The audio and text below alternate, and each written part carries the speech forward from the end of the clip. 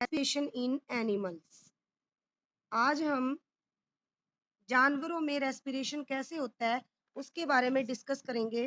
तो बेटा इसमें सबसे पहले हम बात करते हैं हम अपने ह्यूमन बींग्स के बारे में, जिसके अंदर हम पढ़ेंगे रेस्पिरेटरी ऑर्गन्स कौन से ह्यूमन बींग्स में, उसके बारे में डिस्कस करते हैं। तो रेस्पिरेटरी ऑर्गन्स की जब हम बात करेंगे तो उसमें हमारे आएंगे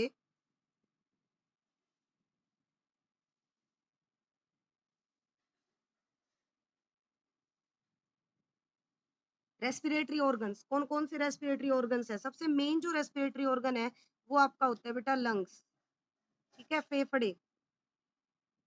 फेफड़े हमारे मेन रेस्पिरेटरी ऑर्गन होते हैं और जो किससे कनेक्ट होते हैं? एक्सटर्नल एयर से। और एक्सटर्नल एयर लंग्स में किस तरीके से आती है वो पूरा एक फ्लो, सिस्टमेटिक फ्लो होता है, उसके बारे में डिस्कस करेंगे। तो सबसे पहले फेफड़ों में एयर कहाँ से आई? बाहर से जब आएगी तो इसमें कौन कौन से ऑर्गन इसकी हेल्प करेंगे? वो करेंगे सबसे पहले आपका नोज, नोज के बाद में नेजल पैसेज,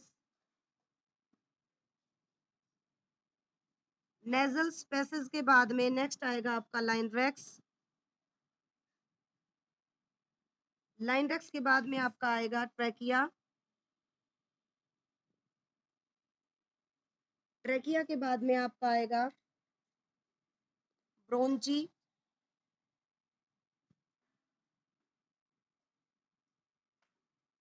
और ब्रोंची के बाद आपके आएगा ब्रोंचिल्स, और ब्रोंचिल्स के बाद आएगा एल्वोली, और एल्वोली के बाद आएगा ब्लड वेसल्स। ठीक है, जो अटैचमेंट है।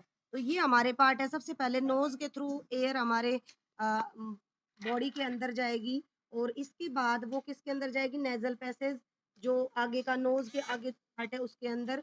उसके बाद हम बात करेंगे यही एयर जो है किसके अंदर जाएगी? हमारे लाइनरेक्स में, लाइनरेक्स से ट्रैकिया, ट्रैकिया से ब्रोंची, ब्रोंची से ब्रोंचिल्स, और ब्रोंचिल से एल्वोली, एल्वोली से ब्लड वेसल्स। ये देखिए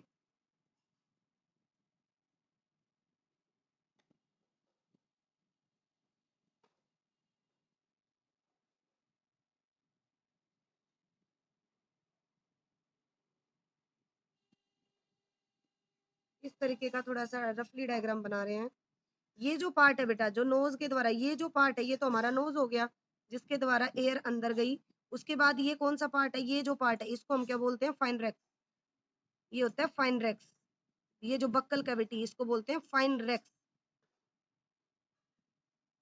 और फाइन रेक्स के जस्ट बाद में यहाँ हमारा होता है लाइन रेक्स, जो गले के अंदर जो पार्ट है इसको हम बोलते हैं लाइन रेक्स।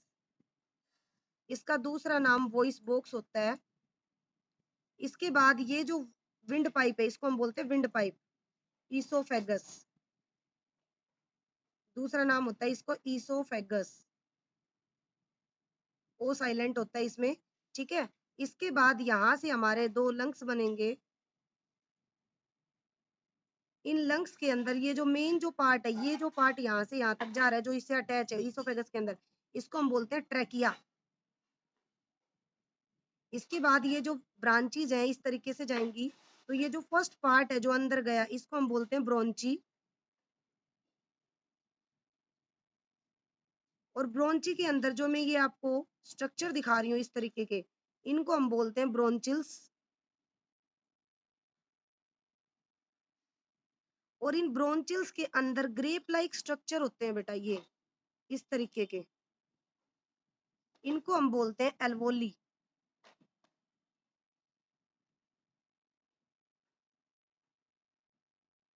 ठीक है, और एल्वोली हमारी ब्लड वेसल से अटैच होती है।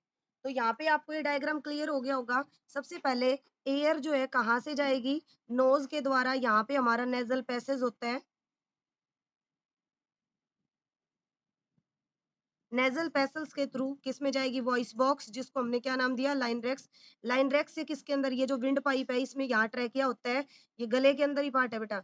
ठीक है, ये जो हड्डी है इसके अंदर ये ट्रैकिया, ट्रैकिया से ये जो पार्ट जो लंग्स के अंदर फर्स्ट जाएगा उसको ब्रोंची, ब्रोंची के जो लेटरल सर्फेसिस होते हैं उनको बोलेंगे एल्वोली, और एल्वोली पे क्या अटैच होती हैं? ग्रेप लाइक स्ट्रक्चर, जिनको हम क्या बोलते हैं? सॉरी, ब्रोंची, ब्रोंची से ब्रोंचिल्स, और ब्रोंचिल्स पे ग्रेप लाइक स्ट्रक्चर क्या होते हैं? एल्वोली। तो फर्स्ट ऑफ ऑल जब नोज के अंदर एयर गई तो इसके अंदर क्या होते हैं? तो हल्के हल्के क्या होते हैं नोज के अंदर?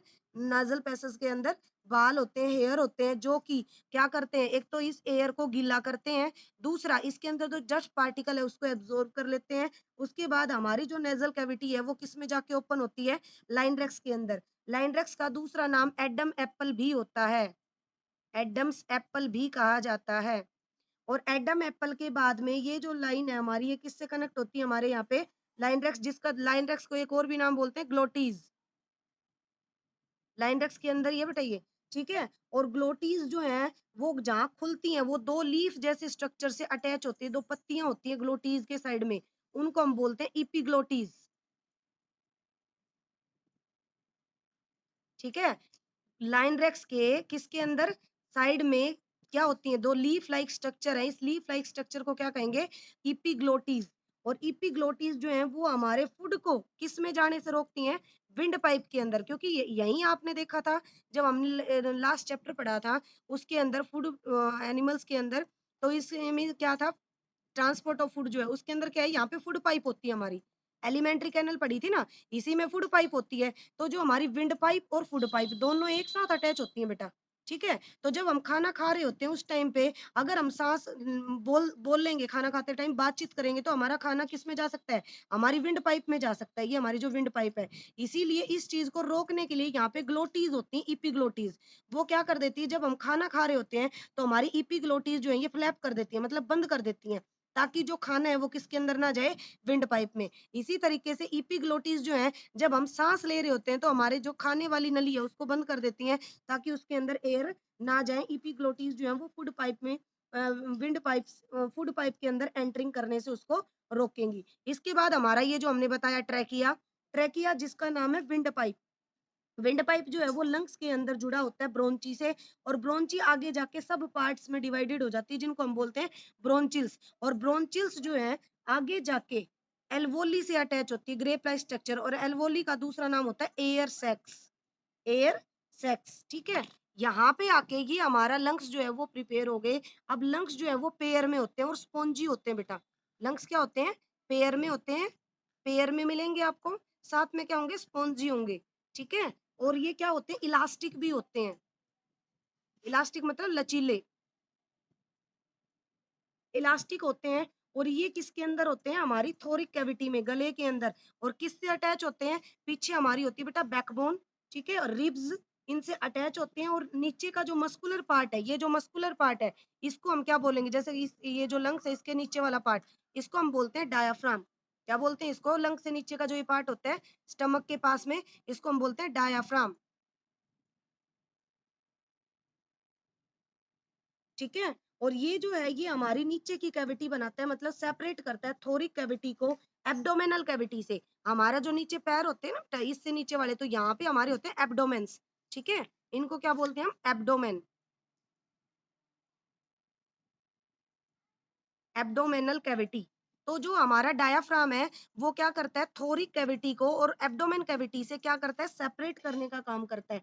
और लंग्स के अंदर छोटी-छोटी वॉल्स होती हैं, ग्रेप लाइक स्ट्रक्चर होते हैं, जिनको हमने क्या नाम बताया था, एल्वोली बताया था। एल्वोली जो है वो पूरा ब्लड वेसल्स के एक नेटवर्क से जुड़ी होती हैं, ठीक है? तो जैसे ही हम ऑक्सीजन लेंगे वो ब्रीथ करके एल्वोली में जाएगी, और एल्वोली क्या करेगी, उस ऑक्सीजन को ब्लड कैपिलरीज को देगी, और ब्लड कैपिलरीज क्या करेंगी, ऑक्सीजन किससे गई, एल्वोली से, ठीक है ना?